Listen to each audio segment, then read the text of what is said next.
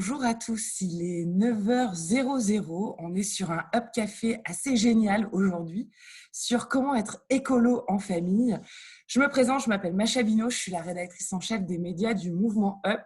Notre action à nous pour essayer de changer les choses, c'est vous amener ce qu'on appelle la culture de la solution. C'est vous montrer des solutions pour vous dire que agir, en fait, pour un mieux vivre avec la planète et un mieux vivre ensemble, c'est pas si compliqué que ça, qu'on peut le faire un peu à tous nos niveaux. On n'a pas besoin de devenir non plus des ayatollahs de l'environnement ou de l'ayatollah de la cause sociale, mais tous les jours, on peut agir pour, encore une fois, un mieux vivre ensemble avec la planète. J'ai le plaisir aujourd'hui d'accueillir autour de la table 3 hommes et une femme. D'habitude, on fait très attention à l'équilibre justement et l'égalité homme-femme sur notre plateau. Il s'avère qu'ils sont des représentants aussi de familles dans lesquelles il y a aussi des femmes. Et on est assez libre de dire que notre choix va et tend plutôt sur vérifier de la pertinence de nos invités plutôt que de leur sexe. C'est pour ça qu'on a décidé d'avoir 3 hommes à cette table aujourd'hui. Je tenais à le dire, c'est que l'écologie n'est pas qu'une cause masculine, mais aussi féminine. Il s'avère que là, juste, on avait envie de les inviter, eux, tout particulièrement. À côté de moi, j'ai Mathilde, qui est notre partenaire et qui s'occupe de la maison du crowdfunding de KissKissBankBank. Bonjour Mathilde. Bonjour Macha. Je vais te laisser un peu présenter ce que c'est que la maison du crowdfunding, qui est basée à Paris et qui est donc la référence, le lieu du crowdfunding pour KissKissBankBank. Exact, donc je suis responsable des projets événementiels à la maison de crowdfunding de KissKissBankBank, qui est située au 34 rue de Paradis, dans le 10e arrondissement de Paris. Donc c'est un lieu d'événementiel qui est le lieu d'événementiel de notre plateforme de financement participatif. C'est un lieu d'échange, de rencontres, de débats et d'exposition qui a été imaginé pour libérer la créativité de chacun dans le but de pouvoir créer un lien avec les projets qui se lancent et qui se financent en ligne, pour que les porteurs de projets puissent développer une communauté physiquement et vivre une autre expérience que l'expérience digitale. Donc nous, on met à disposition gratuitement ce lieu pour toutes les personnes qui se lancent sur notre plateforme. Et tous les mois, on a une thématique différente pour faire vivre cette maison. Ce mois-ci, c'est la création responsable, puisqu'on a lancé un appel à projet pour tous les projets de création responsable qui souhaitent se lancer chez nous. Et donc, on essaie d'organiser un petit peu des événements autour de ça. Notre programmation est un peu chamboulée en ce moment, mais on essaie de s'en sortir. Demain, on organise un talk d'ailleurs sur l'artisanat. Et je crois que Johnny sera intéressé de parler et d'échanger là-dessus. Et Je pense je aussi. vais, je vais laisser Johnny juste 2 minutes avant avant de te présenter. Je vais préciser d'abord la thématique qui nous porte aujourd'hui. C'est comment être écolo en famille. Et pour ça, je vais vous donner 2 chiffres.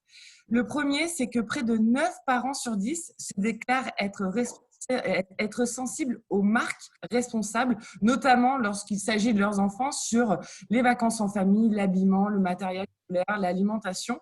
Et j'ai un deuxième chiffre qui est de dire que 90% des parents pensent consommer de manière différente par rapport à leurs parents et donc à tout ce qu'ils ont vécu quand ils étaient enfants.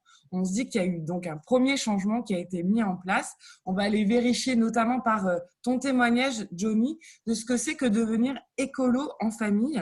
Tu as fait partie de ces personnes qui ont qui ont décidé de participer à ce projet défi famille zéro déchet porté par l'Agence parisienne du climat.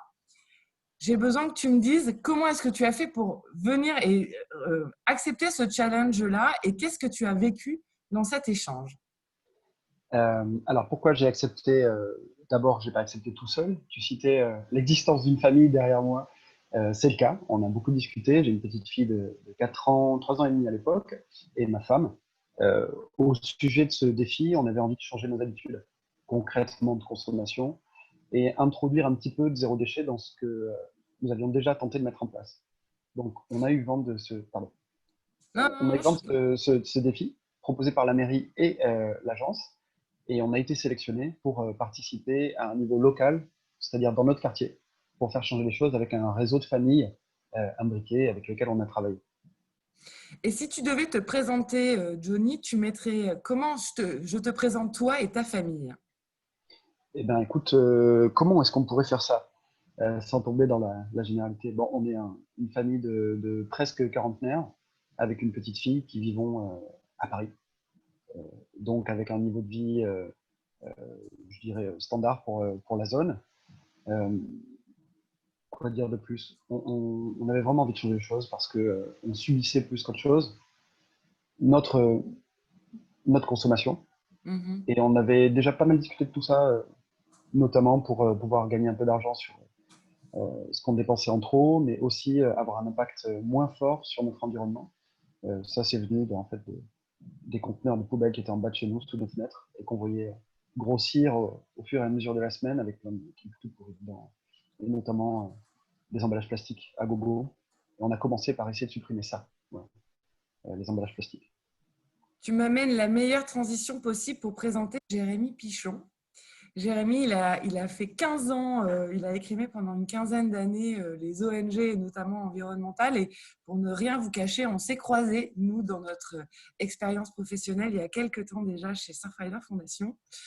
Depuis, tu as monté avec ta compagne Bénédicte un projet et même des livres et même un accompagnement qui s'appelle l'aventure du zéro déchet. L'objectif, c'était de mettre vos déchets dans un bocal pour une année.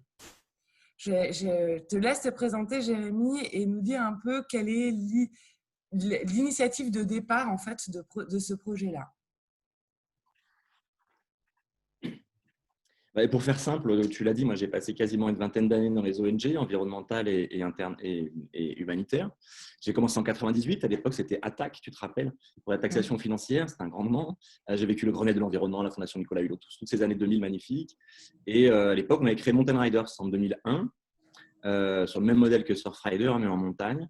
Et c'est là que j'ai commencé à ramasser les déchets dans l'environnement, j'ai essayé de sensibiliser tout le monde, les entreprises, les enfants, les élus, pour essayer de changer ce système et d'essayer de produire beaucoup moins de déchets. Et puis en 2014, je travaillais pour Surfrider Foundation à Biarritz et j'emmenais les enfants, etc., sur la plage, ramasser le plastique et prendre conscience de ce fléau. Et c'est là qu'on a commencé. À l'époque, il n'y avait pas de mouvement zéro déchet. Et on a commencé à se dire, mais c'est pas possible qu'on ait une poubelle, nous, alors qu'on est écolo. Ça fait 15 ans qu'on ramasse les déchets et on se retrouve avec une poubelle toutes les semaines. Donc, on s'est dit, OK, est-ce qu'on peut s'en passer? Est-ce qu'on peut vivre sans? Et on a mis la poubelle dans le jardin, on a regardé ce qu'il y avait dedans et c'est comme ça qu'on a démarré. On a lancé un blog qui s'appelait Nos Poubelles à l'époque. On n'était pas très bon en marketing à ce moment-là. Et c'est devenu le mouvement zéro déchet puisque on a sorti après plusieurs bouquins, beaucoup de conférences, beaucoup de médias un petit peu partout. En parallèle, il y a eu Bea Johnson qui s'est montée aussi et puis l'association Zero Waste France qui a bien percé. Donc voilà, on a tracté un peu à nous trois le mouvement zéro déchet qui est devenu plus qu'une mode puisque maintenant c'est un vrai mouvement et ça emmène des centaines de milliers de personnes vers une transition écologique. Est-ce que tu penses qu'il y a eu un avant ou un après? Est-ce que tu penses qu'il y a eu un événement particulier qui fait qu'effectivement, il y a eu cet engouement autour du zéro déchet? Est-ce que c'est un ras-le-bol général ou est-ce qu'il y a eu un… Non, pas forcément un événement, mais non, ça a été progressif. Moi, je te disais que j'ai commencé en 98. À l'époque, quand on parlait de changement climatique, moi, je me suis fait traiter de tous les noms, bobo, obscurantiste. Il n'y a pas Amish encore, il n'est pas inventé, mais on n'était pas loin. Et en fait, on a passé Nicolas Hulot, le pacte écologique, c'était 2006. Moi, j'ai fait partie de ces ONG où on a dégrossi au maximum, on a essayé de sensibiliser tout le monde. Et je pense qu'aujourd'hui, le zéro déchet, il est un peu le résultat de ces quasiment 20 ans de sensibilisation. On a fait beaucoup de médias, il y a eu beaucoup de communication, de prise de conscience. Donc le zéro déchet, il n'arrive pas du jour au lendemain sur un ras-le-bol, il arrive sur une prise de conscience qui a été prise que notre société, notre système détruit notre écosystème et qu'il est dans un état lamentable, que ce soit le changement climatique, mais la biodiversité, le cycle de l'eau. Je crois que tout le monde a conscience. Maintenant, il faut qu'on passe à l'acte collectivement et c'est là où ça pêche parce que le gouvernement actuel va à l'inverse, évidemment, mais ça, vous l'avez compris, je ne vais pas vous faire le dessin, et qu'il faut des solutions. Donc, voilà pourquoi je suis avec toi ce matin, pour parler de solutions. C'est très bien. Jérémy, je pense que tu as une connexion qui lag un tout petit peu. Donc, au besoin, je me permettrai de te proposer de couper ta vidéo pour avoir un peu plus de connexion et de bande passante parce que Pour que vous sachiez, vous êtes en live sur Facebook, mais vous êtes aussi en direct sur la radio du Mouvement Up et que effectivement certains ont le son et pas l'image. Et effectivement, si ça lag, ça peut être assez compliqué. On parlait d'apprentissage et on parlait d'accompagnement à la solution. On a le plaisir aujourd'hui d'accueillir Thomas d'Azimbourg. Bonjour Thomas. Bonjour Macha. Est-ce qu'on doit encore vous présenter? Je ne sais pas. Vous êtes un des pontes de la communication non violente. Je suis ravie que vous fassiez partie de ce plateau ce matin. Vous avez sorti un livre au 1er octobre qui s'appelle « Notre façon d'être adulte fait-elle sens et envie pour les jeunes ?» Je vais vous laisser vous présenter et surtout, on va discuter avec vous de comment est-ce qu'on embarque nos enfants et comment est-ce qu'on les rassure et comment est-ce qu'on les inspire pour leur dire que le monde qui est en train de se construire, il n'est pas si catastrophique que ça et qu'il faut effectivement être responsable et engagé, mais que ça peut aussi être un moment heureux. Je vous laisse vous parler, Thomas.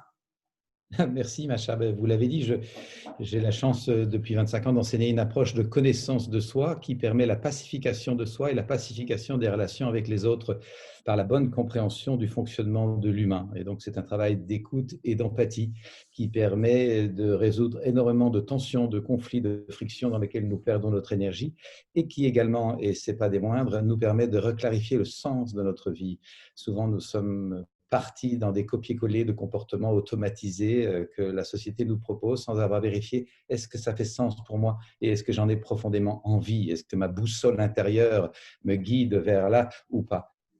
Et comme j'ai moi-même été longtemps loin de moi dans un métier d'avocat qui correspondait à une partie de ma bonne éducation et de mon souci d'aider les gens à traverser les conflits, mais je n'avais pas encore trouvé la bonne piste. Il m'a fallu du temps pour savoir qui je suis, comment je me sens, qu'est-ce que j'ai envie de vivre. Et puis, je suis devenu psychothérapeute et j'ai aujourd'hui à cœur de partager les clés de conscience pour que nous puissions développer des relations avec nous-mêmes, avec les autres et avec la vie, avec la terre, avec le climat, avec les ressources qui soient profondément respectueuses et fructueuses. Merci Thomas. Je vais revenir vers toi, Johnny, avec une question. Tu décides effectivement de participer à ce défi famille zéro déchet. C'est quoi la première démarche en fait? Comment ça se passe et comment est-ce qu'on décide et de s'inscrire et aussi de faire les premiers gestes? On a commencé, pour être très pragmatique, par faire le constat de ce qu'on possédait et de ce qu'on souhaitait consommer autrement. Bon, on n'a pas ouvert nos poubelles comme Jérémy a pu le faire précédemment, parce que dans le salon d'un 40 mètres carrés à Paris, c'était pas très agréable à faire. Mais on a fait l'inventaire de ce qu'on possédait et qui était vraiment soit inutile, soit là parce qu'on avait eu un geste de consommateur un peu excessif. Donc on a fait cet inventaire-là et on a essayé à partir de ce moment-là de trouver des alternatives qui soient plus respectueuses, donc éventuellement sans emballage, Ouais. sans emballage plastique de surcroît, et puis ensuite de commencer tout doucement à changer ça. Ce qui est au premier regard une galère et qui change assez rapidement une fois qu'on a pris les bonnes habitudes. Comment est-ce qu'on décide en famille effectivement de faire ce geste qui, je suis désolée, n'est pas un geste naturel parce que nécessairement en fait s'engager dans cette vision nécessite un changement de sens en fait, un changement d'habitude dans lequel nos sociétés ne nous amènent pas à ça pour être très clair. Ça nécessite une démarche qui devient naturelle mais qui ne l'est pas au début. Quels sont les premiers échanges et les premières inquiétudes que vous avez, vous, en famille, sur ce sujet-là de réduire les déchets que vous avez et que vous produisez au quotidien? Alors concrètement, ce qui vient en premier, c'est la notion de sacrifice.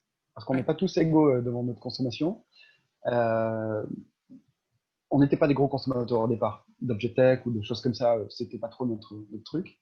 Mais tu vois, il y a des petites choses qu'on aime conserver, un petit produit suremballé qu'on achète de temps en temps parce que ça fait quand même super plaisir. Voilà, vraiment, c'est la notion de sacrifice. Et on s'est dit, avec ma femme notamment, jusqu'où on peut aller pour ce premier temps? Qu'est-ce qu'on est prêt à sacrifier? Et puis au bout d'un moment, effectivement, une fois qu'on a fait ce constat-là et que 2-3 semaines plus tard, on se retourne et qu'on se dit, mais c'est complètement. C'était rien comme sacrifice. Et ben, on s'est dit qu'on avance un peu plus, on a choisi un autre et puis on continue. Comment le prend ta fille? Ta fille à quel âge, sans indiscrétion, quand vous démarrez ce défi-là?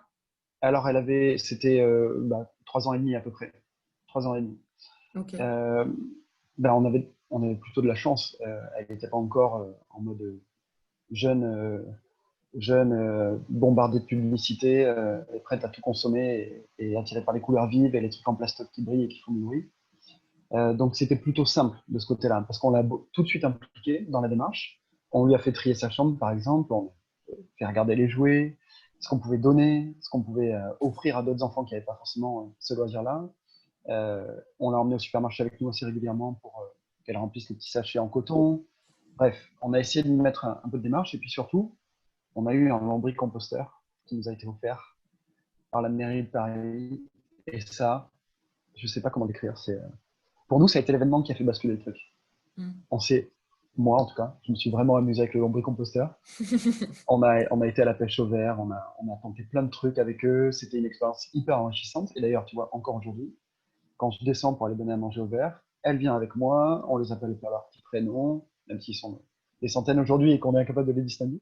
Et puis voilà, on teste plein de trucs, donc c'est devenu quelque chose de très très fun. Voilà. Mais le lombricomposteur, ouais, c'était le truc qui a fait basculer la démarche. Thomas, comment est-ce qu'on fait pour embarquer nos enfants? Et pour le coup, je te demanderai ensuite, Jérémy, comment est-ce qu'on fait pour embarquer nos enfants sans les angoisser, pour leur montrer effectivement qu'il y a d'autres solutions avec une autre contrainte, je suis désolée, hein, c'est comment est-ce qu'on leur fait dire aussi que potentiellement, le jouet en plastique trop cool de la Reine des Neiges qui vient de sortir, peut-être pas.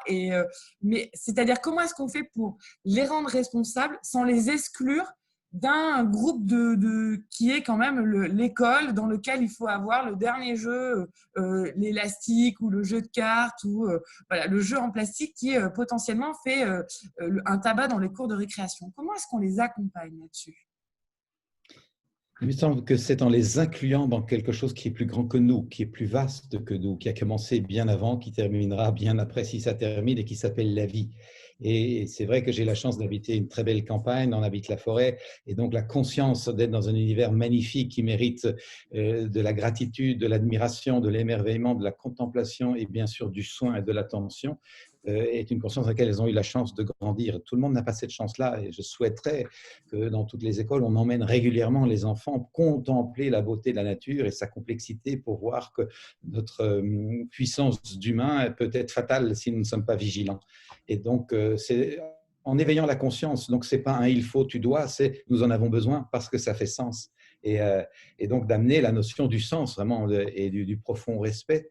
Je pense aussi que la première écologie commence à l'intime de nous-mêmes dans le respect de notre nature et que, inversement, beaucoup de nos contemporains sont conscients que la maltraitance incroyable perpétrée sur les ressources, sur le climat, sur la nature à l'extérieur est le reflet spectaculaire d'une maltraitance perpétrée à l'intime de nous sur notre nature, à commencer par nos rythmes. À l'école, les enfants sont tout de suite dans des rythmes qui ne leur correspondent pas. Leur posture, ils sont amenés à rester assis alors qu'ils ont envie de bouger. Et ainsi de suite, nous formatons des petits robots bien automatisés. Et donc, si nous sommes comme adultes très respectueux de nos rythmes, de notre rapport au temps, de nos priorités, de nos choix, et très cohérents par rapport au sens, je pense que nous inspirons un modèle inspirant. J'ai confiance en ça. Et comment est-ce qu'on leur amène un message effectivement non, comment dit-on, non incriminant, Jérémy? Comment est-ce que tu as fait, toi, pour dire à un moment dans ce choix de famille, vous avez décidé de réduire au maximum votre empreinte et donc vos déchets? Mais je me souviens pas, j'essaye de me souvenir depuis tout à l'heure, d'un jour où on a décidé qu'on y passait. Mais en fait, ils sont nés dans une famille écolo, puisqu'ils ont eu les couches lavables, ils ont eu du liniment sur les fesses, ils ont eu tout ça depuis le début, en fait. Donc, il n'y a pas eu un moment clé, choc, où c'est bon, on arrête tout. Et d'abord, cette vision de l'écologie est fausse. C'est-à-dire que je rejoins ce que disait Thomas, on n'est absolument pas dans une écologie contrainte ou sacrifice. Le mot m'a un petit peu choqué, Johnny, mais on est dans quelque chose d'effectivement de plus grand, on est dans un mode de vie. C'est-à-dire que mes enfants n'ont effectivement pas les jouets plastiques, Reine des Neiges, etc., mais parce qu'ils n'en ont jamais eu besoin. Parce qu'on vit d'autres choses et on ne vit pas ça du tout. On n'a pas ces jouets-là, mais je pense qu'ils n'y pensent même pas. Moi, la seule chose que me demande mon fils, c'est d'avoir des billes, parce que dans la cour, c'est les billes, et qu'il a toute une série de potes avec qui il partage. Et ce qui est le plus important dans sa vie à lui, c'est ses copains. C'est de partager et c'est de vivre des expériences qui lui apportent effectivement de la joie. Et les jouets, ils n'ont pas cette envie-là. Et je pense que finalement, ce n'est même pas tant les enfants qui sont responsables de ces achats-là, ce sont les parents. C'est-à-dire que les parents qui achètent les jouets de la Reine des Neiges, c'est des gens à qui on a dit qui n'ont sans doute pas confiance en eux, qui pensent ne pas être des bons parents et qui vont essayer de compenser avec beaucoup de choses. Mais les enfants, ils n'ont pas envie de ça. Enfin, en tout cas, les miens et les enfants que je vois autour de moi, ce qu'ils ont envie, c'est de courir, de jouer, de taper dans un ballon, de voir leurs potes et de s'éclater sur un trampoline. Donc, en fait, mes enfants vivent plutôt ça que de consommer en magasin parce qu'on n'y va pas et que ça ne fait pas partie de leur vie et qu'ils n'y pensent même pas. Donc, est-ce que finalement, ce ne serait pas plutôt une éducation à la parentalité qu'il faudrait faire pour rassurer ses parents et les amener sur c'est quoi être heureux quand on a un enfant? Et moi, je fais des journées yes avec mes enfants. Vous savez, je ne sais pas ce en que fait, c'est. je dis oui à tout. Une journée yes, tu dis oui à tout. D'accord? C'est pas dire oui à tout et ils font n'importe quoi. Tu leur dis sauf ce qui peut vous mettre en danger ou sauf ce qui est impossible et va coûter très cher. C'est-à-dire qu'un saut en parachute, c'est pas possible. Et en fait, qu'est-ce qu'ils me demandent, mes enfants? Ils me demandent de faire des chamallows, de faire une cabane, d'inviter les potes à une soirée pyjama et c'est tout. C'est tout ce qu'ils me demandent. Ils ne me demandent pas plus. Ils ne me demandent pas d'aller en magasin acheter des millions de trucs. Ils n'y pensent même pas. Ce qu'ils veulent, c'est s'amuser, s'éclater entre potes. Et donc, l'écologie, finalement, l'écologie, on parle de mammifères et mes enfants sont 2 petits mammifères. Et la seule chose qu'ils veulent faire, c'est comme tous les petits oursons du monde, c'est se rouler dans la boue avec leurs copains. Voilà. Donc, ils le font. On n'a pas de jouet pour ça et ça marche très, très bien. Thomas, peut-être que vous voulez réagir à ça. J'apprécie beaucoup le témoignage de Jérémy qui vraiment indique que c'est le sens de la vie que d'être ensemble, que d'être joyeux, que de se consacrer du temps. J'aime l'idée de la journée yes, c'est être ensemble, c'est partager. Et dans ce cas-là, vraiment, les gadgets paraissent vraiment accessoires. On n'a même pas besoin des salles. C'est la joie de vivre qui prévaut. Et ça, c'est vraiment précieux aujourd'hui dans les circonstances que nous traversons de rappeler que le sens de la vie, c'est de trouver la joie à travers les difficultés et les épreuves. Et donc, il n'y a rien de bisounours là-dedans. La joie, c'est une hygiène. Ça demande qu'on s'y implique et qu'on travaille. Et ça fait des traces. Et peut-être ce qui peut réconcilier Johnny et Jérémy, c'est que l'origine du mot sacrifice, peut-être vous vous souviendrez, en latin, ça veut dire sacrum facere, rendre sacré. Je rends mon geste sacré. Et donc, renoncer aux petits produits suremballés, c'est parce que je rends sacré la sobriété. Et renoncer aux cadeaux en plastoche, c'est parce que je rends sacré le jeu dans la boue avec les copains. Et donc, j'aime bien cette formule, ça nous dégage d'un poids moralisateur terrible.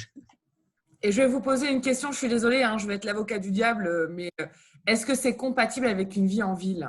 C'est-à-dire que Jérémy, quand tu me dis effectivement que tes enfants, ils n'ont qu'une seule envie, c'est tu vas jouer avec leurs potes et j'imagine en forêt parce que tu vis en plein cœur de la nature, etc. Moi, je me pose la question sincèrement en tant que parent, comment ça se passe et quelles sont les solutions? Alors, pour le coup, je vais faire témoigner Johnny et Jérémy, je vais te demander des solutions à ça. Comment on fait quand on vit en ville? Quand on n'a pas nécessairement un parc en bas de chez soi ou alors qu'on a un parc qui est vraiment ghetto voilà,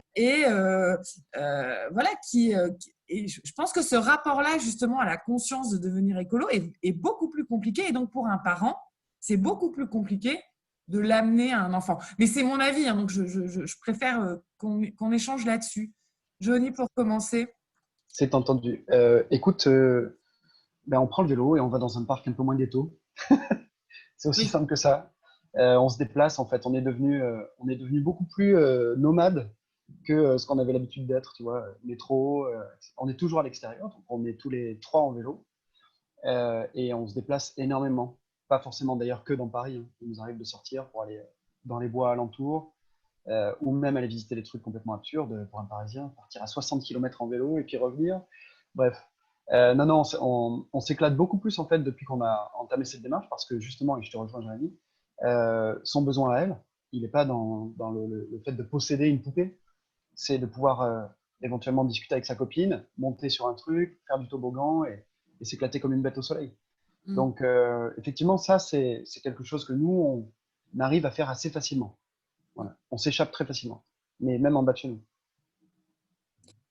Jérémy, pour compléter, quand on est un parent urbain, J'ai beaucoup aimé ce que tu as dit tout à l'heure sur l'éducation parentale. Et donc, quand on est un parent urbain, quelles seraient les solutions qu'on pourrait amener à ses parents pour justement éviter de tomber dans le travers de vouloir faire plaisir par des cartes de jeu de l'équipe de France ou par, effectivement, je suis désolée, la dernière poupée de la Reine des Neiges parce qu'il faut avoir ou le costume de la Reine des Neiges, quoi.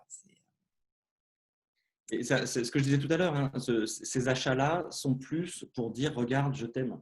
Je suis un bon parent parce que je culpabilise à mort. On vit dans une culpabilité permanente de tout. D'ailleurs, le gouvernement actuellement appuie tellement fort sur cette note-là que c'est à se demander si ce n'est pas dans leur programme, quoi. C'est-à-dire qu'on culpabilise en tant que parent, donc on veut se rassurer qu'on est des bons parents et qu'on fait des bonnes choses. Donc on achète, on remplit. Et on est dans l'avoir et pas dans l'être. Et moi, je suis plus en ville, mais j'ai grandi en ville. J'ai grandi en banlieue lyonnaise et dans un quartier difficile. En plus, Vaux-en-Velin, ça vous dit quelque chose, je pense, les émeutes. Moi, je les ai vécues, ces émeutes. J'avais 17 ans, j'étais étudiant à l'époque, j'étais au lycée. Et j'ai vécu donc l'urbain, j'ai vécu le béton. Et qu'est-ce que je faisais? Moi, le soir, j'arrivais, je jetais mon sac et je prenais soit le ballon de foot pour aller rejoindre les copains qui jouaient dehors, soit je prenais mon skate. Et c'est comme ça que je me suis mis à la glisse. J'ai d'abord commencé à taper les slides sur les bords de trottoir. Et donc, en fait, j'étais dehors et je vivais. Et la ville, elle est vivante, hein. La ville, il se passe des choses et on peut toujours partager et rejoindre ses copains en ville. Ce n'est pas antinomique. On peut inviter dans sa chambre, on peut aller dans des lieux. Donc, voilà. Après, évidemment que je préfère être en campagne aujourd'hui parce que vivre en ville hors sol, quand on me dit qu'il faut trouver un parc ghetto, c'est un truc que je ne peux même plus me l'imaginer avec mes enfants.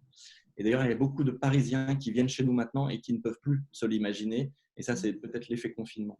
Mais oui, on peut vivre la ville en étant dans le partage et en étant dehors. Hein. Ce n'est pas interdit. En tout cas, je l'ai vécu quand j'étais gamin.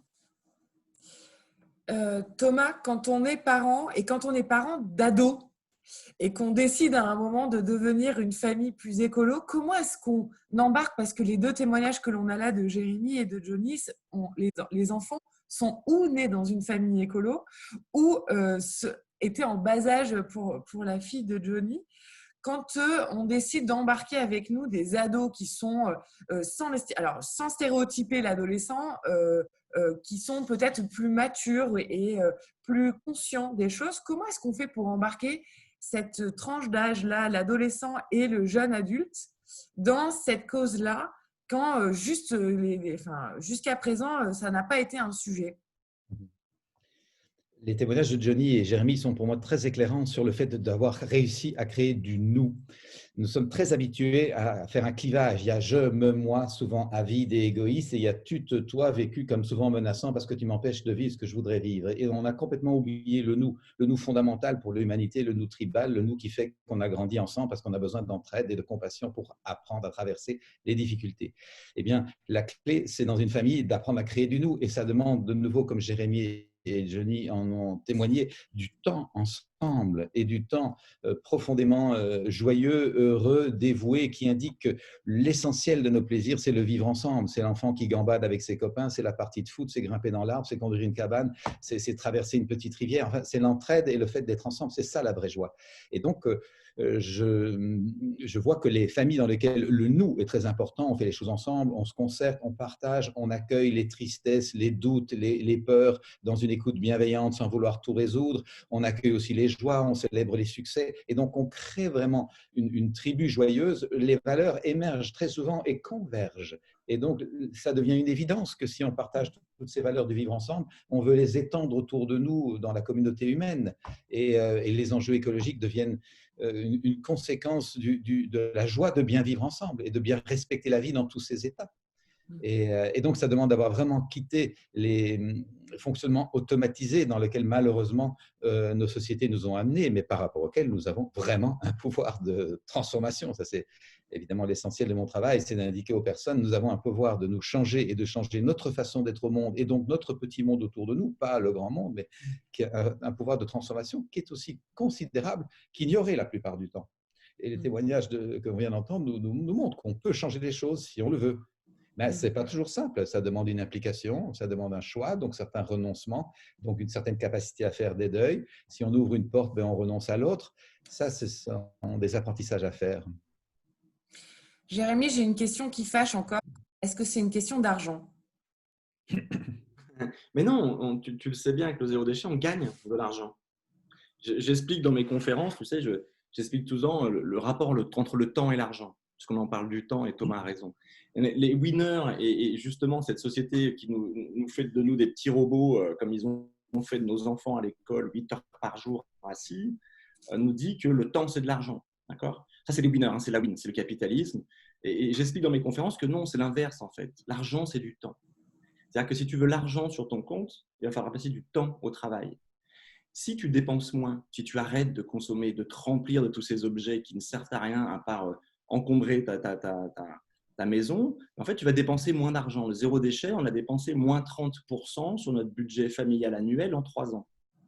3 ans, c'est ce qu'on a fait pour Attends, je t'ai perdu, arrêter Jérémy. une Recommence. par semaine à notre bocal par an.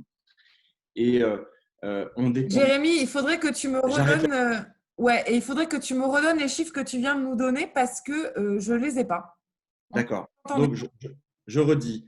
Le temps, c'est de l'argent, vous l'avez entendu, d'accord? Et Oui. je renverse les choses en disant l'argent, c'est du temps. Si on veut de l'argent sur notre compte, il faut passer du temps au travail, ce qui nous semble logique. Avec le zéro déchet, on arrête de consommer. On va vers l'occasion, on va vers la mutualisation et on va vers l'expérience, c'est-à-dire la vie plutôt que posséder. Et on a fait, nous, 30% d'économies sur notre budget annuel familial. 30%, c'était énorme, en dépensant moins. Ce qui nous a libéré du temps. 30%, si on regarde bien en termes de temps de travail, on arrête de bosser le jeudi midi. Alors ça, quand je dis ça en conférence, tu as toute la salle qui sourit. C'est Qui m'a génial. rêvé. Mais ce serait génial, on arrête le jeudi midi. Mais oui, et ça te fait le jeudi après-midi pour toi, personnellement, pour ton couple, pour la personne que tu aimes, pour tes enfants, pour des loisirs, pour faire des recettes zéro déchet, pour cuisiner. Imaginons la vie comme elle serait transformée si on sortait de cette consommation pour aller vers plus de temps. Et la plupart des économistes qui travaillent dans la transition écologique nous disent qu'à 20-22 heures hebdomadaires par personne, on aura une économie très saine et qui va nous permettre d'avoir la réponse à tous nos besoins primaires. Donc voilà, ce rapport entre le temps et l'argent, il a renversé. Et la clé, c'est d'arrêter de consommer. Clairement, en arrêtant de consommer, on libère le reste. On libère le temps, on libère l'énergie, on libère l'être. Et finalement, encore une fois, ce que disait Thomas, c'est des choix. C'est une énergie à mettre là-dedans. C'est des changements qui sont complexes et qui mettent du temps, mais il faut y aller. Il faut aller vers ça. Je pense que c'est notre avenir. La transition écologique, c'est d'aller vers moins de travail, plus de temps et plus d'épanouissement personnel, évidemment. Et là, le nous, il a sa place. Il a le temps de s'épanouir. Merci, Jérémy. Je vais devoir faire un dernier tour de table avec 2 questions pour chacun. Votre actualité et si vous aviez un conseil pour devenir une écolo en famille. Johnny, je voudrais commencer par toi.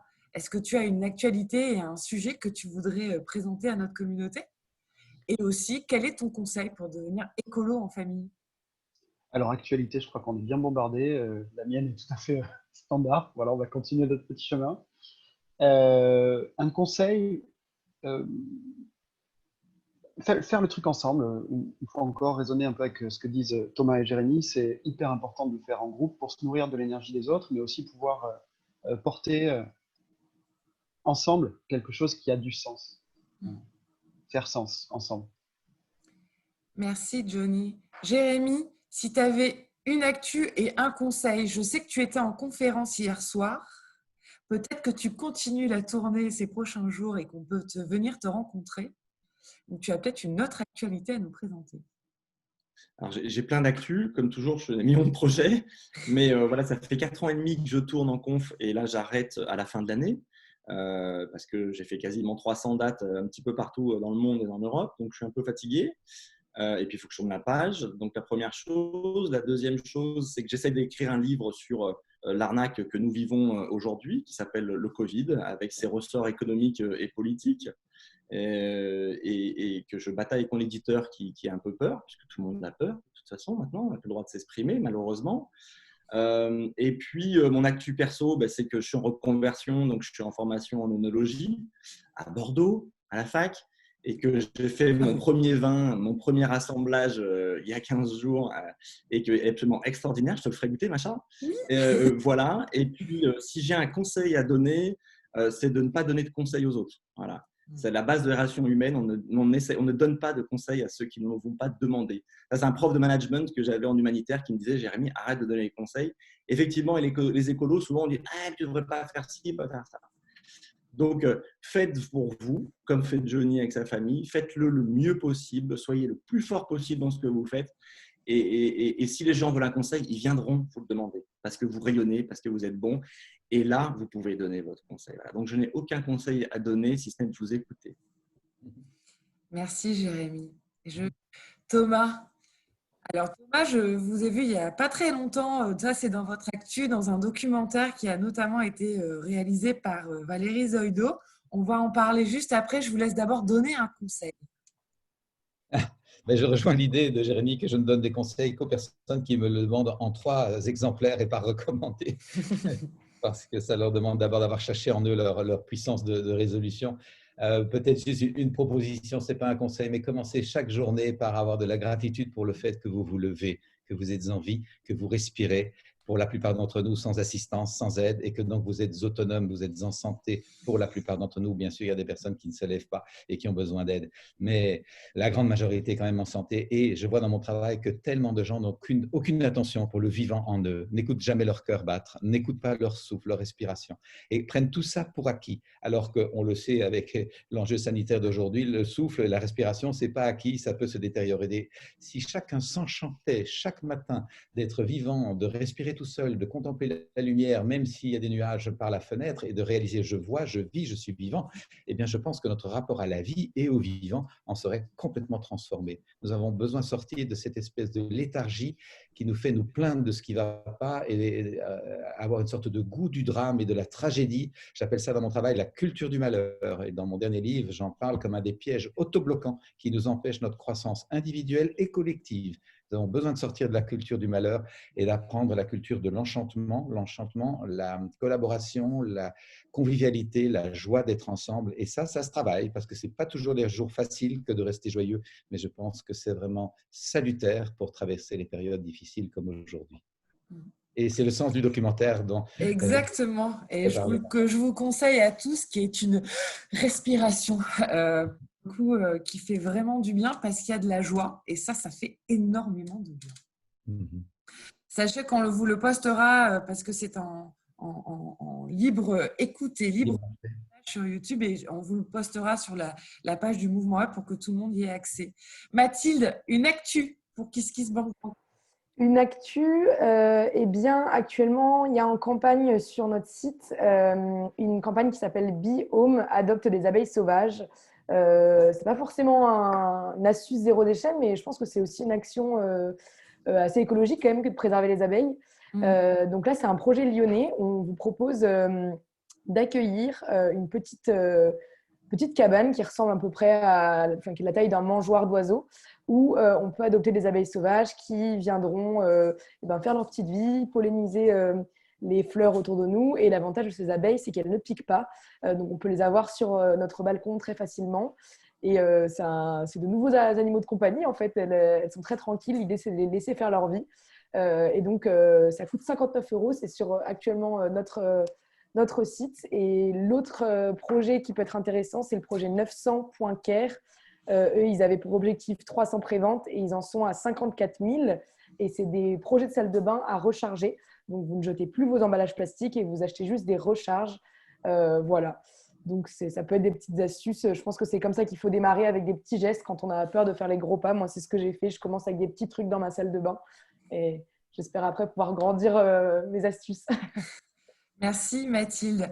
Je finis en vous disant et en vous rappelant que nous, on publie tous les trimestres un magazine qui s'appelle Mouvement Up. Ce numéro-là, il porte sur la solidarité et on vous fait la preuve que la solidarité, c'est le premier antidépresseur en libre service, parce qu'effectivement, la solidarité, c'est bon pour la personne qui la reçoit, mais je vous le garantis, c'est aussi bon pour la personne qui la donne, et ça, on l'oublie. Merci à vous tous pour ce moment de joie, pour ce moment de solution et ce moment de plaisir. C'était un vrai plaisir. On suivra toute votre actualité et j'espère vous avoir très bientôt dans d'autres formats de conférences. Je vous salue et je vous souhaite à tous une bonne journée. Merci. Merci beaucoup Merci. à tous.